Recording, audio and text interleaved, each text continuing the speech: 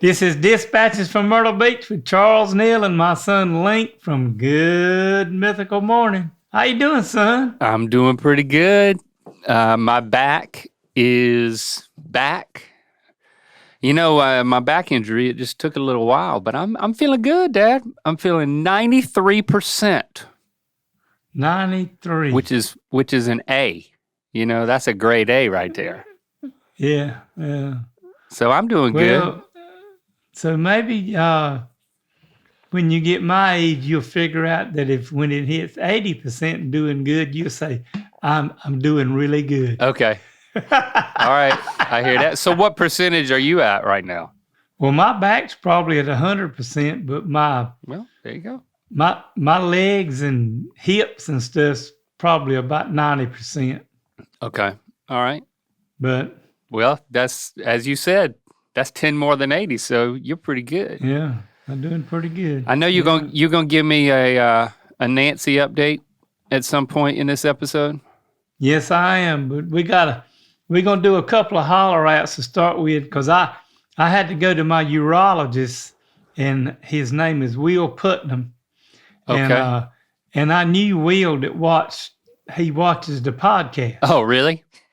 But he and his whole family, they take a time, like either every week or every 2 weeks, they sit down all together, his children and his wife, and they watch the podcast. And they said they'd really get a kick out of it. So I wanted to give a holler out to Will, and he takes care of me because he's the one who looks after my PSA. I was about to say, what are you about to say he looks after?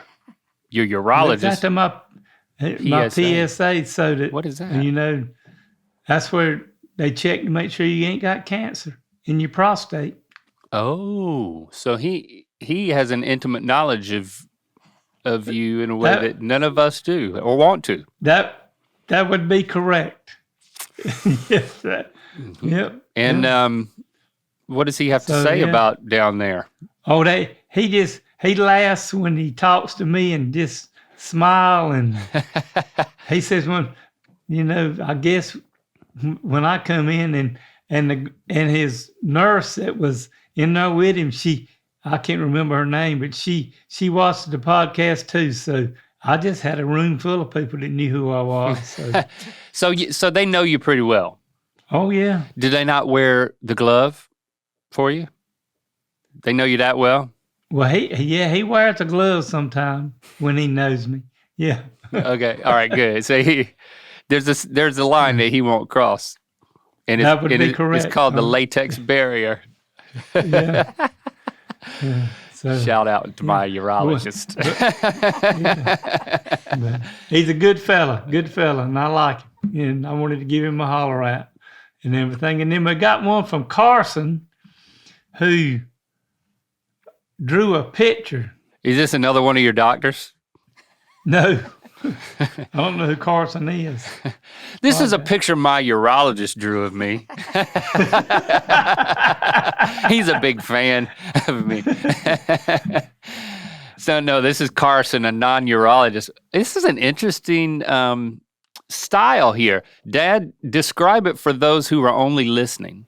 I don't know what kind. This is kind of, this is like abstract art, I would think. Where I can tell it's it kind of looks like us. Yeah. I think it looks more like me than it does you. Yeah, I look very young, but it's kind of painterly. It's almost got an MS Paint quality to it. Yeah, but whatever that is. Yeah. Yep. Whatever that is. I would. It's a program where you can paint on the computer. He's got your hair done pretty good though, Link. Got it flipped up. It's very white, and this is you with the white beard, which is that long gone. Yeah, that's history. Mm-hmm. Yeah. But Carson, thanks for the picture and for the holler out. So we love our Myrtle Beast taking pictures of us, putting their latex gloves on, doing whatever it takes, you know. Let's see, Link. We've been doing this show almost 4 years. Wow. Hard to believe. Is that correct, Logan? Yeah, it'll be 4 years July? in June. Yeah. Oh, wow. Well, I'm going to ask all you Myrtle Beast out there to help me out a little bit, and Carson and my urologist and all of you, because we're getting really close to 100,000 subscribers. Oh, on YouTube, the Dispatches YouTube channel. Yep. Mm-hmm. If you're not watching the show, they're missing out on seeing the stuff that you can only fully experience. It gives you a different perspective on the show. Yeah. Yeah. So I want all of you to, and some of you's been doing it, and I've started back handing out cards, and and since I shaved my beard off, I've been recognized a whole lot more. Oh, yeah? People, yeah.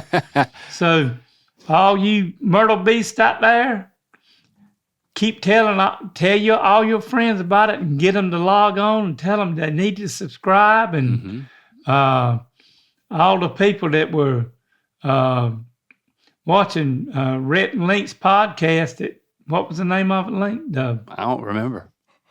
Oh, well, whatever. Ear biscuits. We're trying to ear biscuits.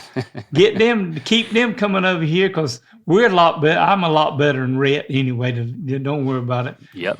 So just bring them on over here so we can hit that $100,000 mark.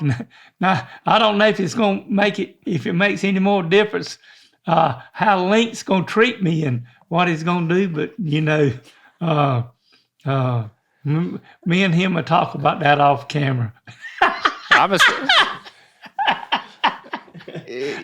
stop. You want me to stop whooping up on you? No, don't do that. I'm too old to be whooped up on. And I mean, stop. I don't know. What am I doing? You want me to stop? No. I keep saying if we reach 100,000 subscribers, I'll be nicer to you. Oh, okay. Well, no, I'm pretty nice to you. That probably won't happen, because that ain't the way our podcast works. Fathers, sometimes you're nice, and then sometimes you are not. but most of the time, I don't think I'm ever mean. I think I'm just. I might get weird. Not mean. Yeah. Well, maybe that's why we got 2 trophies back here in the weird category. That ain't nothing that's going to change. I'm not going to change anything. If it, we're doing it right, we're going to break that 100,000 mark. We're going to keep on getting it. Yeah, because if it ain't broke, don't try to fix it. Can you tell the Myrtle Beast what happens when they subscribe on YouTube? What's the point in subscribing, Dad? They get to see me in person. And what? My in person? face. You're going to travel to see them in person? No. I mean, they get to this.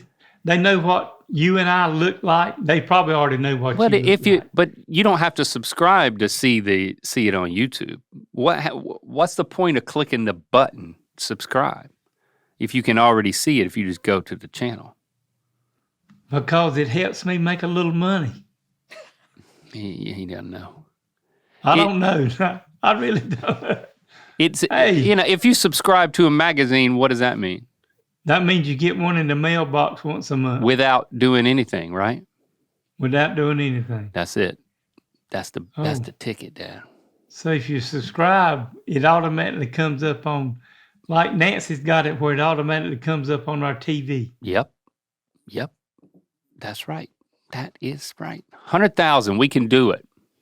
I'm proud of us. Oh, yeah. And you too, Logan. Thanks. That's Logan. We couldn't have done this without Logan, could we, Dad? Hey, if it weren't for Logan, this podcast would have been history a long time ago. Oh yeah. I'm telling you. And I don't know what else you got her helping you with. Travel plans, technical issues. We just filled out some forms. I know his social security number now. You give your social security number? Yeah, we trust you. He trusts you. I mean, if he trusts you with his life, you can impersonate him on the internet Yep. or wherever. All right. Yeah. Yep. Let's get there. But let's Go over just there and get subscribe. down. All right. And come on, subscribe. And So can you sweeten the deal, Dad? Is there something that you can do to get people over to Mark? What? You have any ideas? Because I have an idea. That would be good because see, I had to sign a little sheet of paper that said that now I'm kind of working for you because this is my podcast. Yeah, but it's my company. That's right. I don't know whether or not I can say what I can do and it be legally ethical. Okay, all right. So what I hear you saying is that you are open to doing illegal things in order to get 100,000 subscribers on YouTube. That's what I like to hear. So my idea, it's not illegal. I don't know. I want to go to illegal. It's not going to be illegal, but my idea is a little illicit. Okay. Just a little bit. What if you promised if and when we break 100,000 subscribers on YouTube that you will post a thirst trap photo? A thirst trap photo. Is that thing we talked about? A long time ago. Well. Do you remember what it is? No, you're going to have to remind me. Yeah, I know it's something that they do like with. It's when you post a picture of yourself that elicits a. Oh, yeah. An amorous response. It stokes the flames of attraction and what's the other word? Arousal. Yeah. Well, I don't see the problem with because anybody that watched your and Rhett's show on Good Mythical Evening. Yeah. They've seen me in some pretty precarious places, and I don't think it'll be any worse and probably not as bad as that. So, yes, I can handle it. Okay. All right. So you make the promise. If we break 100,000 subscribers, what are you going to post? I'm going to post something that you have not seen about me before. A thirst trap photo. A thirst trap photo. All right. Yes. There you have it. Okay. We've bribed you. Call your friends, call your neighbors, call your wife, call your kids. Subscribe. Yeah. So what's the latest with Nancy? Well, today has been a momentous day. Today was Nancy's last chemo treatment. Woo! I know she is so relieved, and you are too, because this will be number 4. We thought it might have to be 6. We were relieved to know that it was just 4. And based on the conversations we've had off mic, I do know that with each treatment, it's gotten more difficult. It's like there's a cumulative effect of the pain, and just kind of like pain taking her out. She didn't ever get sick, but she's not been eating very well. She's lost like 15 pounds. And but she did, after we got through today, she told me she wanted something to eat, and I went and got it for her. And she ate almost all of it. And but the girl that was doing her treatment asked her, Nancy said something to her about ringing the bell, because we hadn't never really, and the girl said, do you want to ring the bell today? What? And I don't know what the bell is. The bell is when you get through with your treatments and you're hoping that everything is worked like it's supposed to, and you get to go back there and ring the bell that you don't have to take these treatments anymore. Oh, great. So she did it? Oh, yeah. Is this a video or just a picture? Okay. I just had a picture. I didn't do a video. All right. So we've got a great... First of all, she looks amazing for everything that she's gone through. Oh yeah. And her hair looks amazing. And I don't know, is that the one that you wore? No, that's one that I better not touch. Yeah. That's a new one. That's her. That's her. Beautiful. That's her Raquel Welch wig. Oh, well, it looks perfect on her. I'm telling you. And she's got that velour suit. I can tell she's lost a little weight, but I mean, she didn't need to lose any weight, but she still does look great.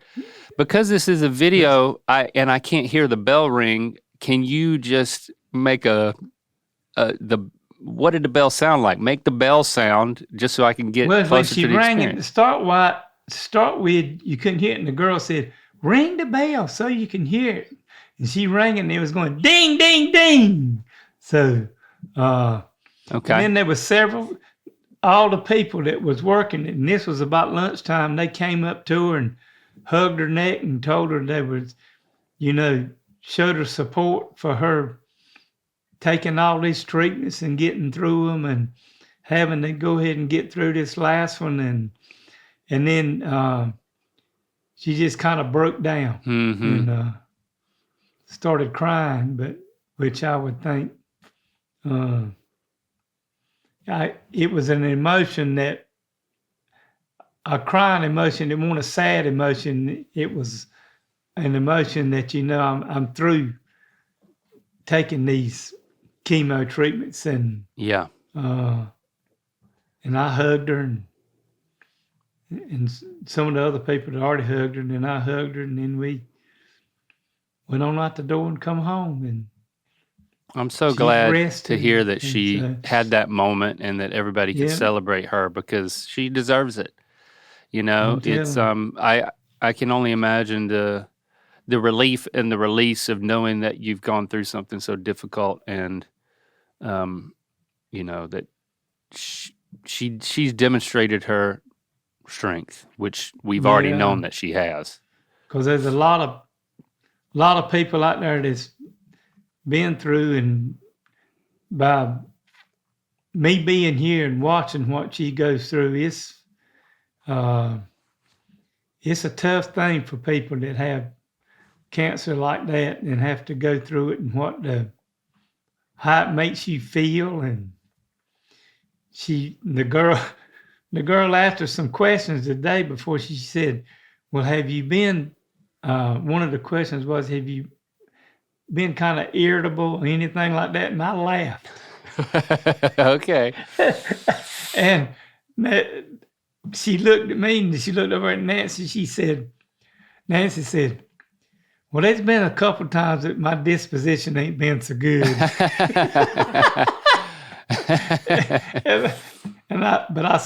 But she said, "He was good with me. He didn't, when I'd snap at him, I say, do this and about something, I just nod my head and go on about my business." And I thought that was funny. And I know other people that's probably gone through, and their spouses that go through it with them would get a chuckle out of that, because it was kind of it was funny with what happened. So, and what's she doing now?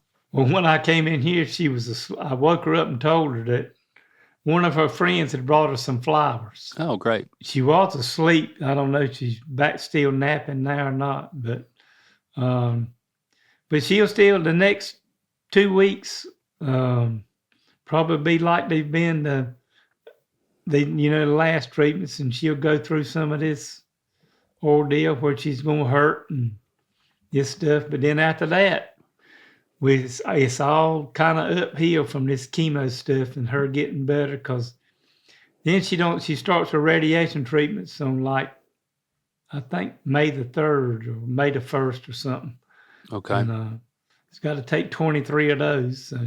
But you expect that it will not be as difficult as the chemo? No, she had like 15 she had the cancer in her other breast, and after the first time, she always drove herself to get them done. It don't take but like 15 minutes. Okay. But you I was a little confused because you said it's all uphill from here. And my understanding is that it would be all downhill from here. Well, that would be okay. Well, to me, it would be like everything would be going up and getting better. Okay. But it would be Okay. like things would be no downhill to me would be like things won't doing good. Things are going down. Things Yeah. are on the up and up. Yeah, things after that maybe she's. But maybe it's an escalator, right? Yeah. Yeah. Kind of like water over the bridge. It's kind of like that. Yeah. Yeah, that's right. Just all how you look at it. Thanks for the help, Logan. We need it. Yeah. I disagree with that, but yeah, I agree with the help, but I disagree. Anyway, fine. I am happy. I am happy for her. Yeah. And I know she's not. I know it will be difficult in the next 2 weeks, and you're going to be there to support her, and you're going to be positive, and you're not going to laugh if anybody mentions being irritable. Well, she thought it was funny. Okay, good. Nancy did. Good. She giggled. Okay, good. Yeah. Well, why don't we talk about you a little bit? What you want to know?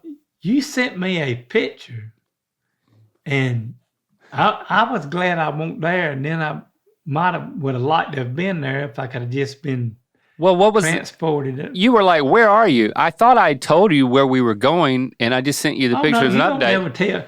You don't tell me nothing. What? Till you're already.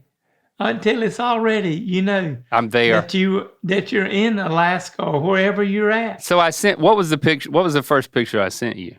I think it was just me and Christy bundled up in the snow. Yeah, and then it said it was -13. Yeah, and then you were like, "Where are you?" I was like, "Well, I told you." And you're like, "No, you didn't."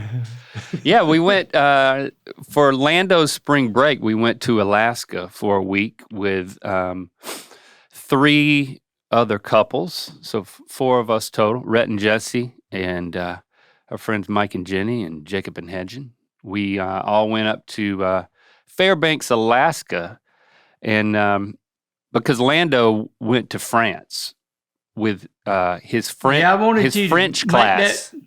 I wanted you to make that perfectly clear that y'all went to Alaska because Lando was going somewhere because y'all didn't have to look after him. Right. It worked out perfectly for all of these couples. They either don't have kids or they were on spring break or anyway. Yeah. Anyway, it ended up being the perfect time of year to go to Alaska to see the Northern Lights. That was our main objective, was to see the Aurora Borealis. Yeah. And we had the best experience because I was a little apprehensive. You travel. We flew to Seattle, then we flew up to Fairbanks, and so you spend a day traveling. You try to get up there, and then you're just there for 5 or 6 nights, and you just hope that conditions are right so that you can see these lights, that it's clear, and that they are active.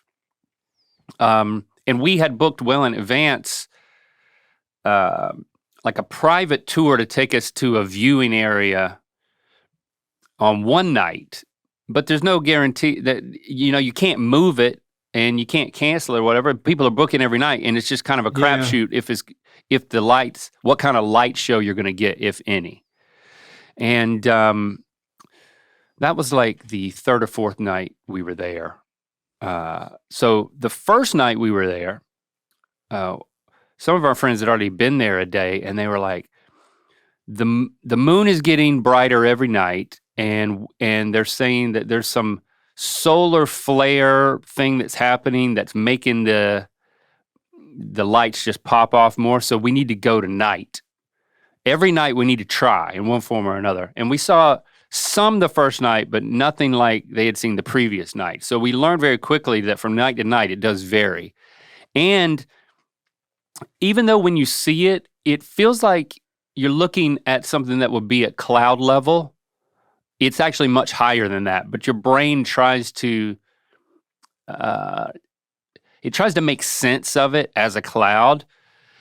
Yeah. So I didn't know how localized the phenomenon was, but I did find out that in certain places, it's more likely to appear, and there's a greater chance of that, which is why the tour groups have like different places they can go to different private areas of land that are good viewing spots to get like a bigger view of the sky, right? Because you don't want to be in a forest where you only get a narrow view. You want to be able to see as much of the horizon as possible to just increase the chances.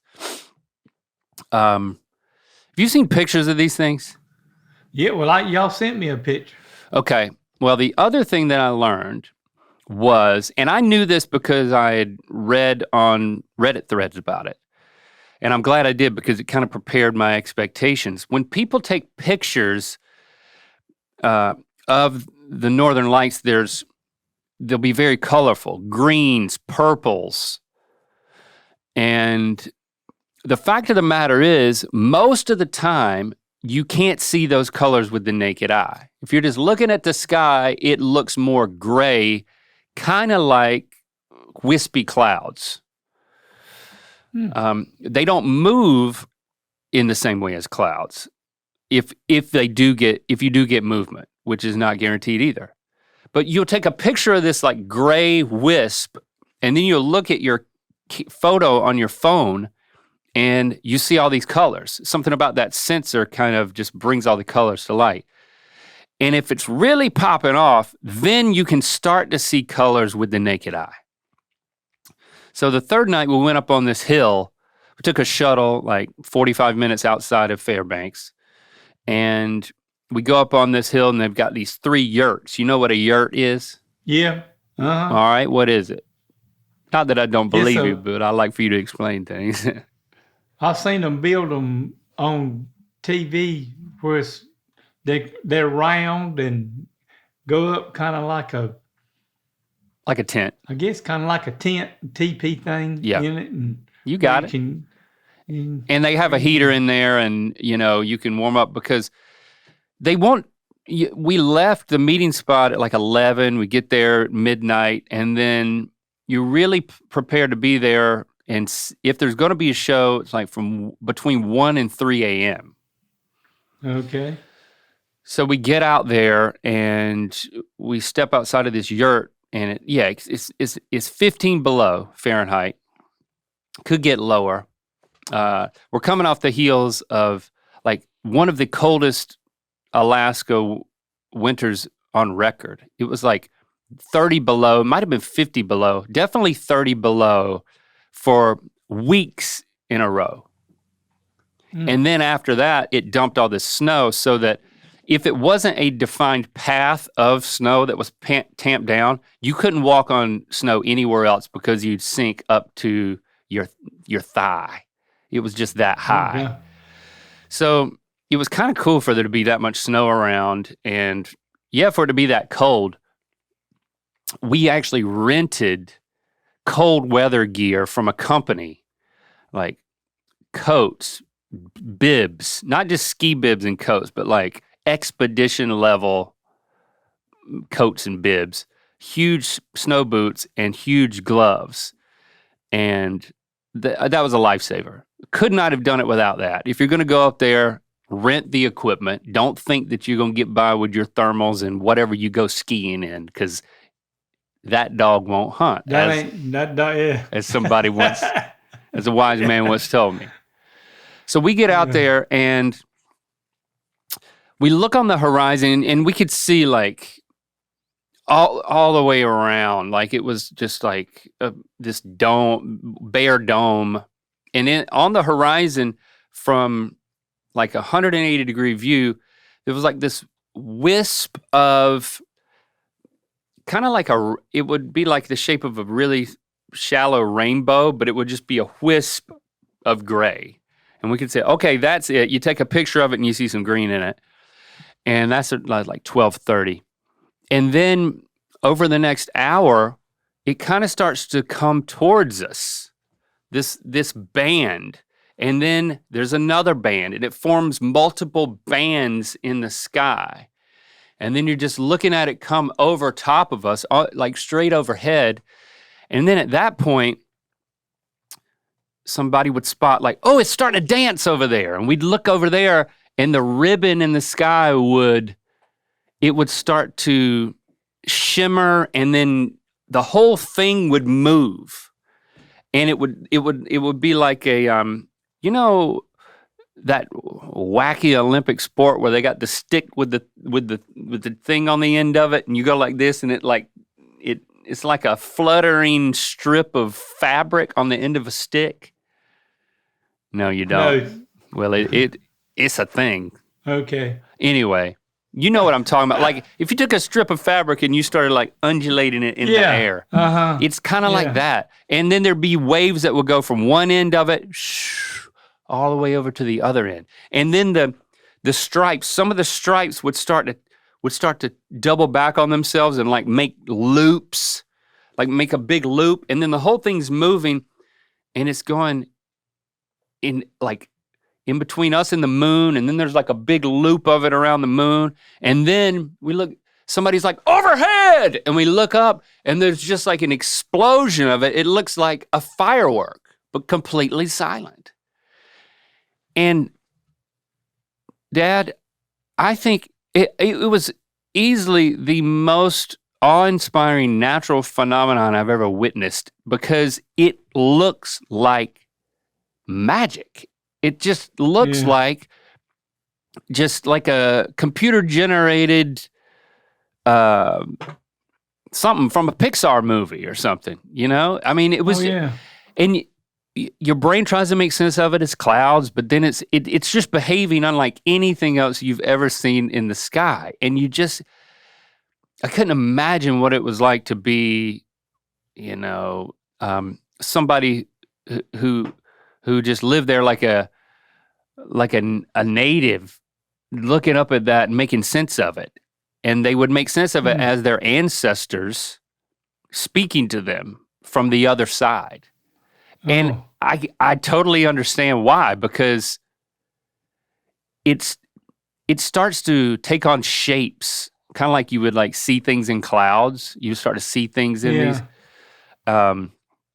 There was at one point it was happening everywhere in the sky, and we could see the blues and the purples and the ripples and the swirls, and it was so much to take in. I ended up just flopping back and just laying on the snow and just rolling around on the ground like a crazy person, just because, one, my neck was tired from craning up so long, but two, it was just the quickest way to see everything at once, like just to lay down and have the peripheral vision of the entire sky. Oh, yeah. And it was so exhilarating that I would absolutely go back and do it again. I can't imagine having a better experience than I had that one night. There were a couple of other nights where, and I'm glad they happened first, where it was, you could see it and it would be there for 10 minutes and it would just be gone. And then the next night it would be bigger, but it would be for like 15, 20 minutes and then it would just be gone. But to go to this spot and be able to watch it for like an hour, the whole thing, and then it all passed over, and then it just turned into little wisps, and it was gone. So it was like it definitely all happened over the course of an hour and a half, and that was it. Yeah. But the pictures are always beautiful, but to get that real naked eye experience was see it in person. Nothing. And no, it's one thing to have a tour guide say, this is as good as it gets, or it's not typically this good, or boy, you guys are really fortunate. It's another thing to kind of get the idea over the course of the week that we got such a good show, and to have that level of appreciation for it. I mean, you see, I've seen waterfalls at Yosemite. I've gone to the edge of the Grand Canyon and found that like my eyes were tearing up. Or I remember as a kid seeing these lightning storms that everything would just turn to like a pink flash, and the thunder would just shake you to your core. I can only it evokes those type of experiences, like a completely natural phenomenon. If any of those things only happened at like a few places on Earth and they were fleeting like that, it just made it super special and unlike anything else. So, did I sell you on it? Oh yeah. You think you can handle the cold? Yeah, if you rent me them clothes. Mm-hmm. I had one of those fleece balaclavas, and I pulled that thing down to a sliver right over my eyes. I mean, it was so cold out there. Everything wanted to freeze up. Your eyelashes, everything. So, I mean, it was tough, but it was totally worth it. That sounds like a great trip. Yep. Yeah. And we were there with good friends, and it was. I'm a fan of Alaska. I mean, everything that we did, and there's lots of other activities I can tell you about, but we went dog sledding, which was my second favorite thing. We walked around with some reindeer in a reindeer herd. We visited the museum at the university, and we got a behind-the-scenes tour of like all this woolly mammoth tusks. We got to hold them in our hands. Oh. I mean, we had treat after treat after treat, and then people kept saying, "This is the perfect time of year to come, but you also need to come back in the summer, where it's like in the 70s and green and beautiful, and it's a totally different version of Alaska." So I'm a big fan. I want to go back for that, but and I could not believe, I mean, the amount of time we were popular up there. Like, I mean, Rhett and I being together, we draw a lot more attention. But, I mean, people were recognizing us left and right and center, everywhere. It was pretty extraordinary. I was very surprised. Something about the isolation. Yeah. But, I mean, they were like, "We never see anybody up here. I can't believe you're here," kind of thing. But got a lot of mythical beasts up there. I'm sure there's some Myrtle beasts up there too, so you need to go up there. Oh yeah.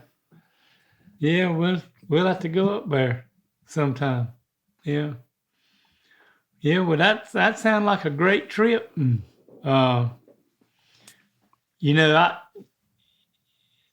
spend a little time on that, but I think the way you explained it, it makes it really think and give people the expectations that if they want to do something and see something in this part of the world or up in Alaska or wherever that, you need to go ahead and do that and take care of it.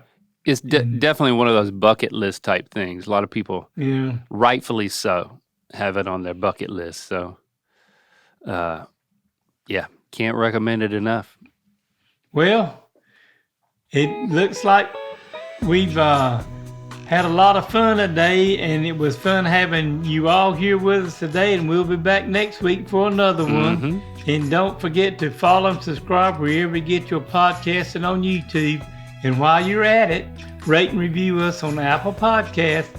And if you got a question, comment, or story you'd like to share with me or Link, email me at ratherbeShaggin53@AOL.com.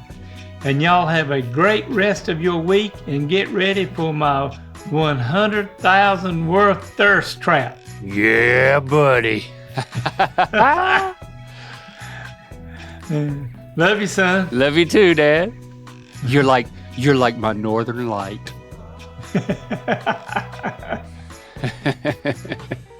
The 2026 Make It a More Mythical World hoodie and planter mug are available now at mythical.com.